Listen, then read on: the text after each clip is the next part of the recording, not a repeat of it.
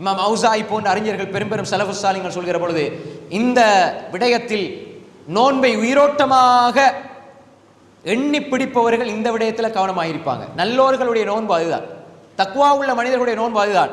பொய் பேசினா நோன்பு முறியும், புறம் பேசினா நோன்பு முறியும், கோள் சொன்னால் நோன்பு முறியும், கண் பாவத்திலே ஈடுபட்டால் நோன்பு முறியும். இந்த எண்ணம் வரணும். சும்மா பசிச்சு தாகித்திருந்து காலையில படுத்து தொழுகையும் இல்லை, ஒன்றும் இல்லை, குரானும் இல்லை, தர்மமும் இல்லை, ஓதலும் இல்லை, இபாதத்தும் இல்லை, எதுவுமே இல்லை.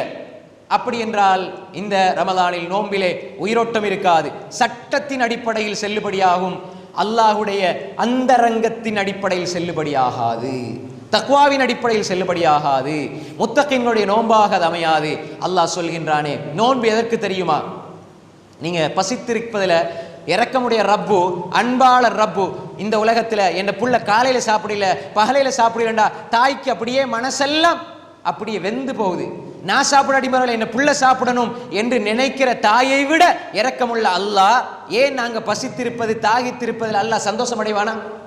நீங்க பசித்திருக்கிறதால, நீங்க தாகிச்சிருக்கிறதால, நான் பசிச்சிருக்கிறதால, நான் தாகித்திருக்கிறதால அல்லாஹ்வுக்கு என்ன சந்தோஷம் சகோதரர்களே?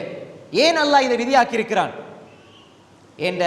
என்னுடைய அடியான், அவனுக்கு ஒரு பயிற்சி, வாழ்க்கையை அவன் இப்படி மாற்ற வேண்டும், ரமலானை போன்று மாற்ற வேண்டும்.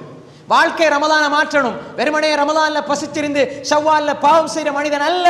ரமலானில் அவனுக்கு விருப்பமான உணவு முன்னால் இருந்தாலும் ரப்புடைய கட்டளை என்பதற்காக விருப்பமான உணவை விடுகிற ஒரு மனிதன், ஹராமானது அலங்கரிக்கப்பட்டு காட்டப்பட்டாலும், கோடி கணக்கில் வட்டி பணம் வந்தாலும், கோடி அவனுக்கு கவர்ச்சியாக தெரிந்தாலும் அது வேண்டாம் என்ற ரப்பு தடை செய்திருக்கிறான் என்ற ரமலானில் பெற்ற பயிற்சி அங்கே வர வேண்டும்.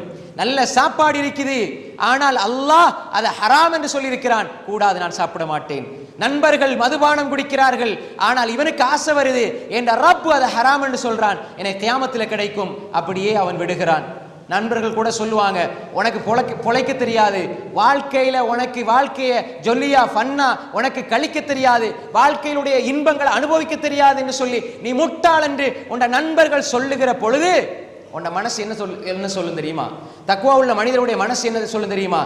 வாழ்க்கையை ரசிக்க தெரியாம இல்ல, வாழ்க்கையை ஜொலியா கொண்டாட தெரியாம இல்ல, வாழ்க்கை அனுபவிக்க தெரியாம இல்ல என்ற ரப் அல்லாஹ் அவனுக்காக விடுகிறேன், ஹராத்தை விடுகிறேன். அந்த ஒரு மனோநிலையை ரமலான் தர வேண்டும்.